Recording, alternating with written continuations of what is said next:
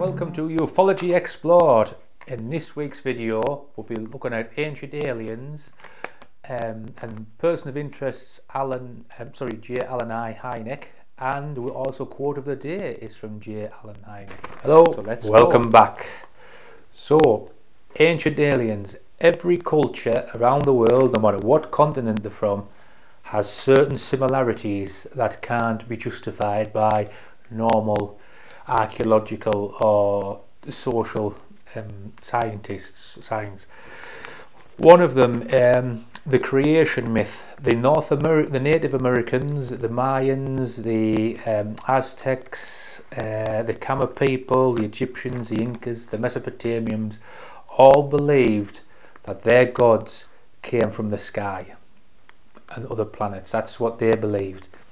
Now they come from every continent in the world, and so how did they all know? Even the Australians as well, the Aboriginals and the Polynesians of the Pacific Islands. Pyramids. The Native Americans, again, they were called the Cahokians. They had pyramids. It's not a well-known fact. I don't know why. The Mayans, the Aztecs, the Incas, the Sumerians, the Egyptians, the Nubians, the Kama people of Cambodia, they all built pyramids. Why did they build pyramids? Obviously the Egyptians, great astrologers and mathematicians, their pyramids at Giza represent the belt of Orion in the star constellation.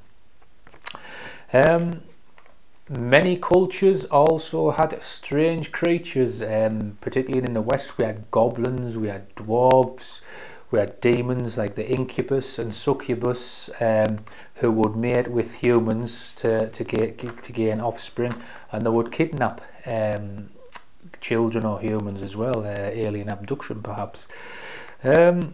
And there was reptiles. The Native Americans had a reptile type, the Atosis, and as did the Sumerians had a reptile sort of creature.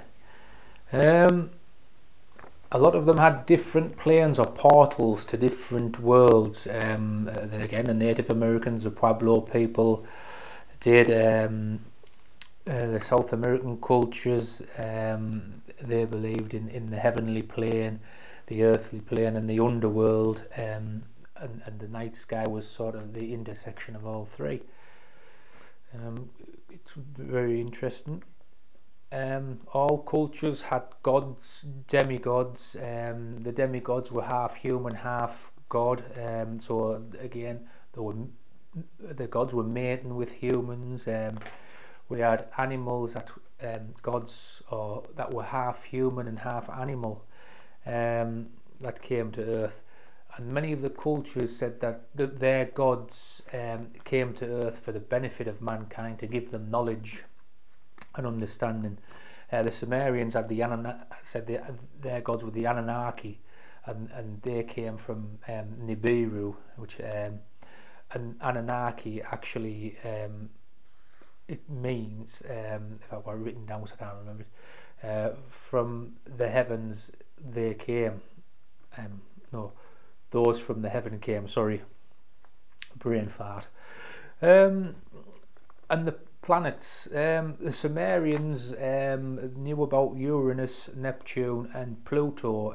We didn't know about them planets. Uranus until 1781.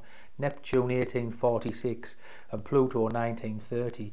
The Sumerians was on a tablet that they found, and they also had a 12th planet in the solar system called Nibiru. The Babylonians called it Marduk, and whereas the sun's here, we orbit that way as the other planets do. Nibiru orbits that way and comes around every 3,600 years. Also the Dogon people of Mali, they had a planet called Portalo, and they said it was a small white dense star. We now call it Sirius B, which is actually a white dwarf star, and Western astronomers didn't find that till 1862. It's invisible to the naked eye, but the Dogons already knew about that. and they also knew that Sirius A orbits Sirius B every 50 years. So they knew a bit about that. Arts, cave drawings, many artworks, especially from the Renaissance in Europe, depict objects with people in them, or objects with rays coming down, and which basically look like UFOs. One of the most famous ones was the 1561 Nuremberg air battle. It was actually a carving done a number of years afterwards, in which it had disc stars, and this lasted for over an hour. And it had hundreds of witnesses. Yeah, some of the cave drawings in the are up to 10,000 years old, and they depict bison, animals, humans, war parties, but then they have strange creatures that no one who knows what they are, possibly aliens, ETs, I don't know, or UFOs. I know academics say, oh, it's artistic license, this is their gods, how they see them. Well, why would they be like that? Why, I don't know, why wouldn't they just look like us ourselves? I don't know, unless they had, I think they knew maybe they'd seen something. You copy what you say, a bit like the Nazca lines, and they just wanted to say, look, we're here. Giants is also a worldwide phenomenon. Many have been found in India. I would suppose some are hoaxes, but the earlier ones, it is quite old. A report in the New York Times on the 4th of May 1908 was stated over 200 skeletons had been found in Mexico, all over 8 feet tall. And an article on the 10th of August 1880 said 2 skeletons had been found in Hanover, America, and they were both 11 feet tall. Also in the Bible we have the Nephilim, which were giants, and they mated with humans as well. So there's maybe a bit of what should I say, written down as they saw it, and they put it in the Bible. Worldwide, there's over 260 flood myths worldwide in all continents. So there was either one hell of a big flood, or everybody has had its own flood. I've got my notes because I'm just not with it. Literature, we've got the Bible, the Quran, the Sumerian tablets, the Egyptian hieroglyphs, the Greek and Romans, and the Hindus had the Mahabharata, and they all promoted or had strange, like God coming down in a cloud. Would he come in a cloud if he was that good, or would he just appear? Would he need a cloud to travel on, etc.? I mean, that might get a few of the religious back up, but I have no trouble with God and UFOs. It's one of those things. 1 minute, I'm dropping my paper. Right, the Indian Mahabharata. These are over 4,000 years old, these Hindu texts, and basically I'll read it from here because it's very interesting, I think. Vimana, this is Indra's dart operated via a circular reflector. When switched on, it produced a shaft of light which, when focused on any target, immediately consumed it with its power. And it goes on to mention a craft being able to go invisible, and the weapons to seek it out by sound. So sonar, and obviously it sounds a bit like a laser, whether or not it is. The second verse, the Vimanas had all the necessary equipment. It could not be conquered by the gods or demons, and it radiated light and reverberated with a deep rumbling sound. Its beauty captivated the minds of all who beheld it. Vivekarma, the lord of its design and construction, had created it by the power of his austerity, and its outlines, like that of the sun, could not be easily delineated. The third verse: we beheld in the sky what appeared to us a mass of scarlet cloud, resembling the fierce flames of a blazing fire. From that mass many blazing missiles flashed, and tremendous roars like the noise of 1,000 drums beaten at once. And from it fell many weapons winged with gold, and thousands of thunderbolts with loud explosions, and many hundreds of fiery wheels.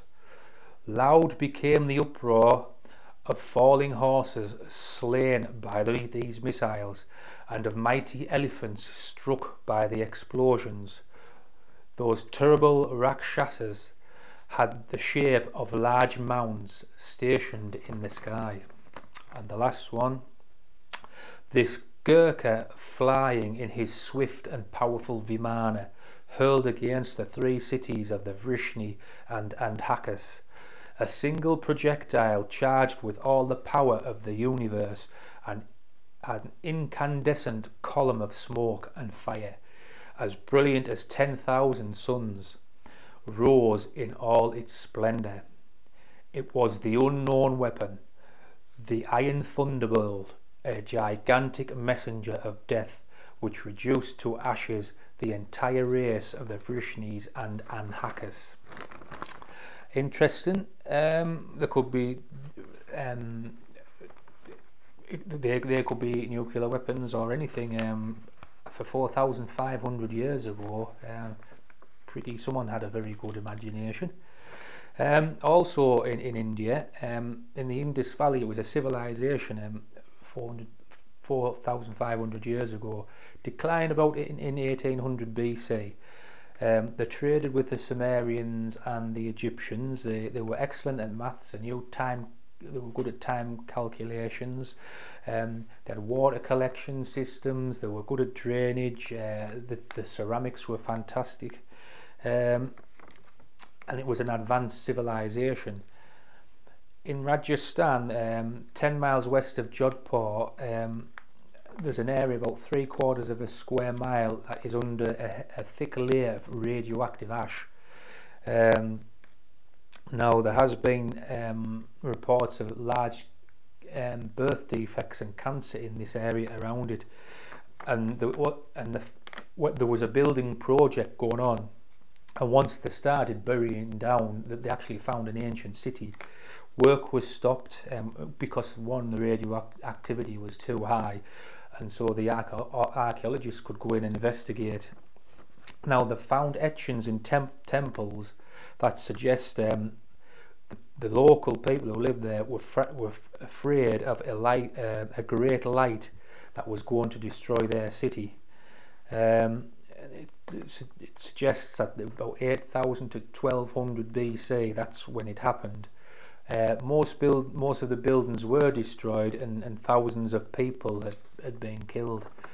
They suggested the size of the radioactive area could have been made by a bomb equivalent to the size of the one used at Hiroshima in Japan in 1945, if indeed it was a nuclear bomb. No other theories have come forward as to why there would be a thick layer of radioactive ash in a tiny area. Also, there was a Mohenjo-Daro, its local names on the Mound of the Dead, that was refound in 1911. There's no evidence of temples, monuments or palaces, but they did have road systems, and what buildings that were left were made of brick, and it was around about 250 acres in size. Now they found thousands of fused stone stuck together. There'd been massive heat had been put onto them, and the stones that were used were limestone and granite, and these stones didn't fuse and melt together. They had to be heated to above 800 and 1235 degrees. There's no evidence of any volcanic activity to melt the stones, and no meteorites had ever hit to create that sort of fusion of elements.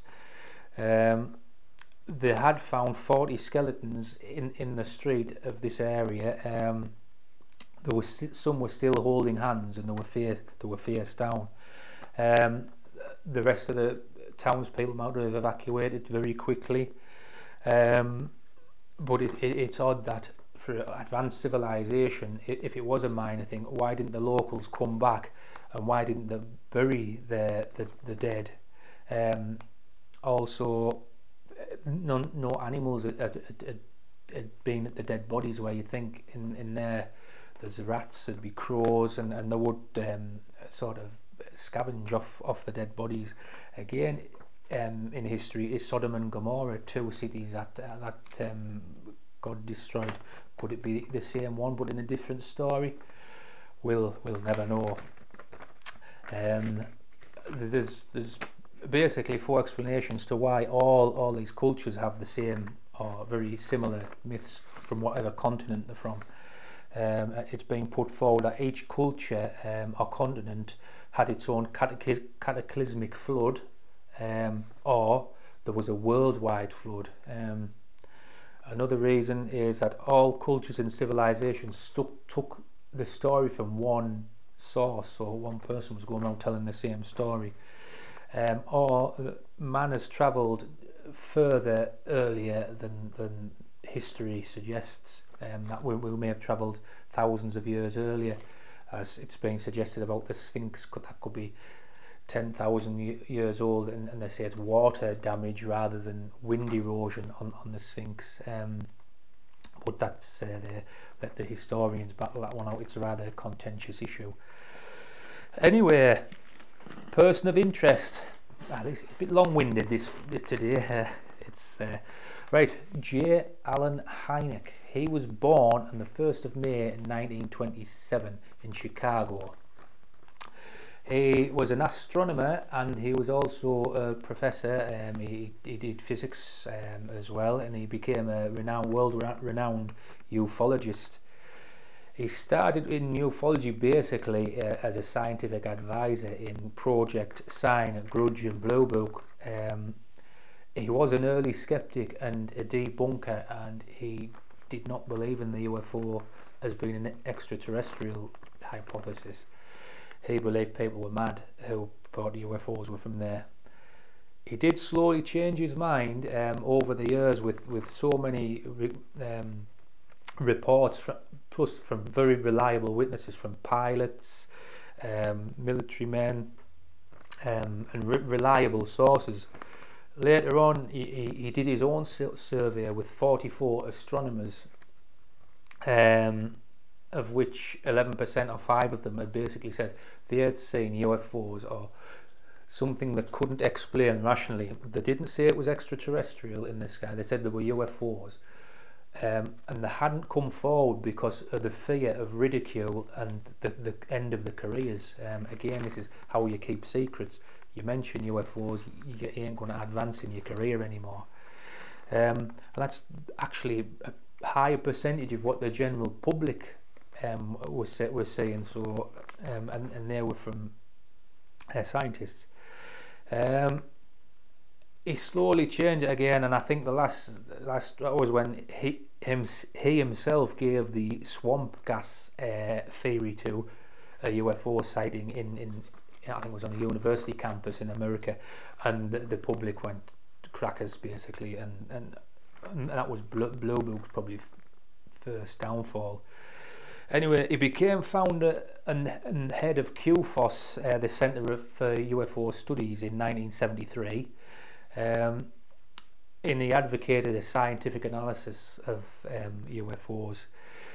He went before the United Nations and basically said that they should be the lead, take the lead in UFOs, and not governments, because all governments have their own what can I say? They have their own, say it's gone again, have their own agenda. That was in 1978 when he went to the UN. He did write a number of books and some papers on the subject. He did write the Close Encounter Scale. It was 1 to 3. It was later revised by Jacques Vallée to 7 encounter types. And he was actually a consultant on the Close Encounters of the Third Kind, the film, which used his scale for how people see objects. And he died on the 27th of April 1986 in Scottsdale, Arizona. And the quote of the day is by himself, and that is, this is while he was with Blue Book. When the long-awaited solutions to the UFO problem comes, I believe that it will prove to be not merely the next small step in the march of science, but a mighty and totally unexpected quantum leap. We had a job to do, whether right or wrong, to keep the public from getting excited, and that was J. Allen Hynek. So someone had obviously had pushed him in that direction to try and debunk. Right, thoughts and questions. I think I've basically covered everything in there. Like I say, we have either history isn't right. I mean, historians and archaeologists don't know everything. Certain things they do, but once they get before written histories, they just have to guess, really, and they won't take people's myths, cultures seriously. They say no, they're stories. We have our own stories, and we believe them. The Bible, if you're religious, or the Quran, or any religious book, or any religion you are, should we believe them outright, so to speak. It's such as some of the myths from the Mahabharata, some of the Sumerian stories of Gilgamesh, the Bible, the Great Flood in the Bible, the Great Floods in other myths. So I think that we're probably a lot more linked than we think we are, and earlier than we thought. A lot of the gods, the Romans, Greeks, Sumerians, Egypt, they all had half man, half animal birds. Both the Mayans did, the Aborigines, the Egyptians, and these were continents that didn't know each other apparently. So and then, to be honest, that's about it. I think it's an interesting subject, no matter whether it's ancient aliens, or astronauts, or anything else, because I also love history, and it's just I think certain areas need to be looked at professionally and not just written off as rubbish. Anyway, if you like this video, click the like button, consider subscribing, and please do leave your comments or any questions on there, and I'll gladly get back to you there. I'm going to leave some links to some of the channels. One of them is the TV series Ancient Aliens, really good. Watch that if you can. And all there's to say is good night and God bless and take care.